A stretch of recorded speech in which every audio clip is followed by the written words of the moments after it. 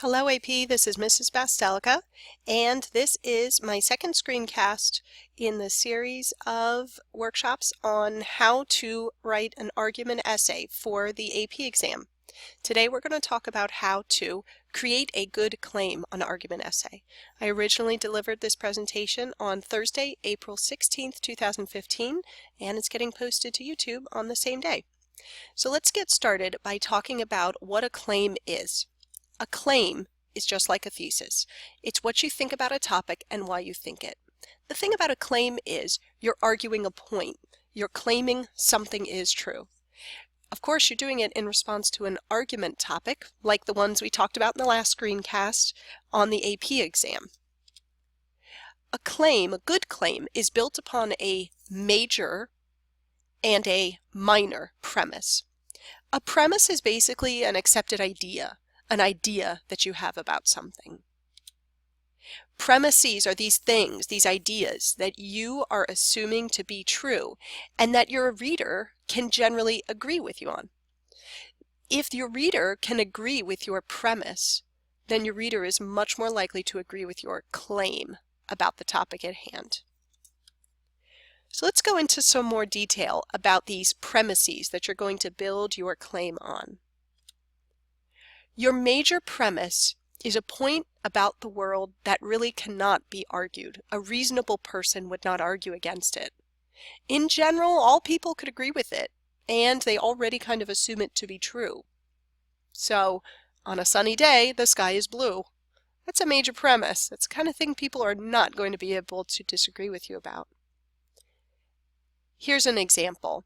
People make mistakes that they often regret.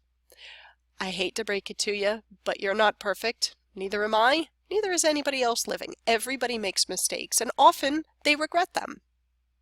Now, a minor premise is a particular example of a point already made. So as you probably already know, the word major means big. The word minor means little. You can see how this is a big idea. This is something that can apply to many different situations. Your minor premise is going to be a smaller idea, a particular way that this idea of making mistakes can be applied. In this case, teens make the bad choice of sexting and often have terrible consequences to deal with, such as a bad reputation and even punishment under the law. As a result, teens often regret the mistakes that they made. So this is a particular example of this larger idea. A minor premise is a particular example of a larger point that most people can agree with. Now, how does this relate to the claim? Well, an author's claim should be based on premises, acceptable premises, premises that people will generally agree with.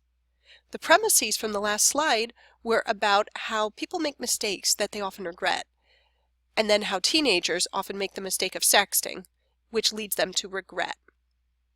My claim, teenagers who make the mistake of sexting should not be made into criminals because teenagers unfortunately make mistakes that they often regret.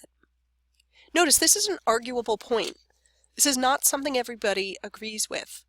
Some people think that we should criminalize actions like sexting.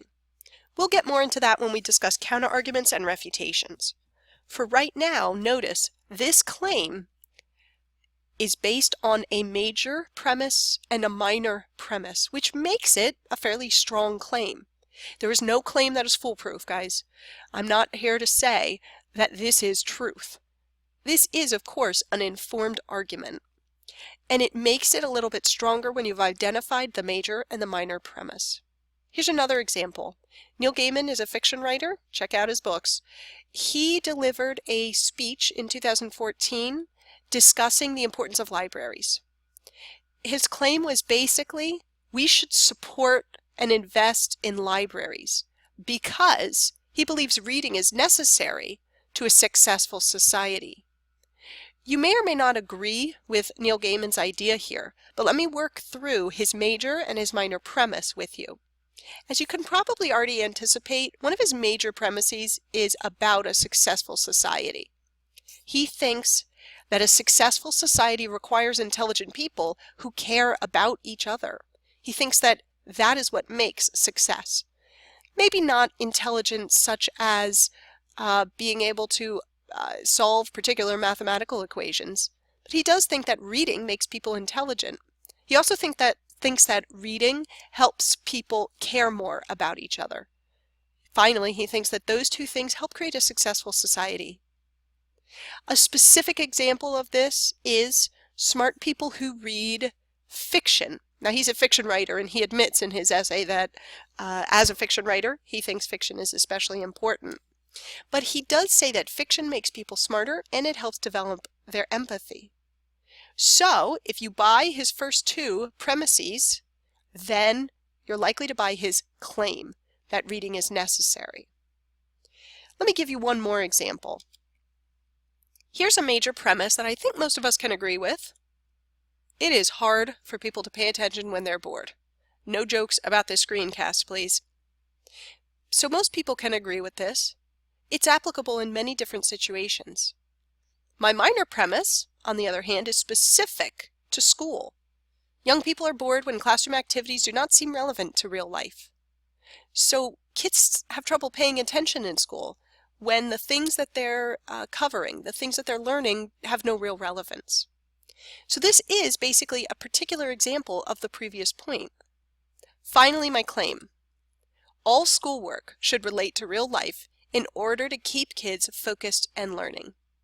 This states what I think, that all schoolwork should relate to real life, and it states why I think it, because real life will keep kids focused and learning. It's based on a major and a minor premise, which means it's generally well supported. Should be a pretty good claim then.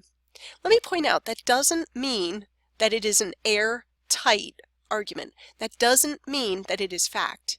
It just means that it is a strong argument. It's a strong claim. So, we have talked about how to build a good claim. First, come up with what you think and why you think it, and then consider your premises. Consider what you're assuming to be true, what are true statements that you think your audience will agree with, and then work forwards to get to your claim. So some people come up with their claim first, and then they think back to their major minor premise.